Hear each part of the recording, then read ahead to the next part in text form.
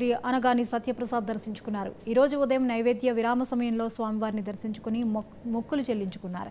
దర్శనానంతరం రంగనాయకుల మండపంలో వేద పండితులు వేద ఆశీర్వచనం అందించగా ఆలయ అధికారులు పట్టు వస్త్రంతో సత్కరించి తీర్థ ప్రసాదాలు అందజేశారు. శ్రీవారిని దర్శించుకోవడం సంతోషంగా ఉందని, రాష్ట్రం సుభిక్షంగా సస్యశ్యామలంగా ఉండాలని స్వామివారిని కోరుకున్నట్లు మంత్రి సత్యప్రసాద్ చెప్పారు. బ్రహ్మాండమైన ఏర్పాట్లతో ఈరోజు శ్రీవారి దర్శనం చేసుకోవడం జరిగింది.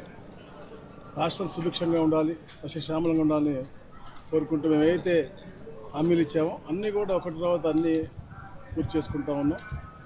తల్లికి వందనం బ్రహ్మాండంగా ఇచ్చిన తర్వాత మొన్న అన్నదాత సుఖీభావ, మరి ఈరోజు చేనేత దినోత్సవం. చేనేతలందరూ కూడా బాగుండాలని అతిగా అందరికంటే ఎక్కువగా కష్టపడేది చేనేతలు కాబట్టి వారు ఆనందోత్సవాలతో ఉండాలి, ఆర్థికంగా స్థిరపడాలని చెప్పేసి వారికి ఉచితంగా కరెంట్ అవ్వచ్చు. అలాగే ఏదైతే గతంలో 24,000 ఇచ్చి మిగతా అన్నీ కూడా ఇవ్వడం మానేశారో అన్ని పథకాలు మళ్ళా గతం రోజుల్లో 14 ఎట్లయితే అలా అన్ని పునర్వైభవంగా స్టార్ట్ చేసుకుంటూ మళ్ళీ 25,000 రూపాయలు సంవత్సరానికి ఇచ్చే విధంగా, అలాగే ఏదైతే ఇన్సూరెన్స్ ఉందో ఇన్సూరెన్స్తో పాటు ఉచిత కరెంటు నాయి బ్రాహ్మణులకు, అలాగే ఇతర వెనుకబడిన వర్గాలు కూడా ఇవ్వడం నిజంగా చాలా ఆనందదాయకమైనటువంటి విషయం.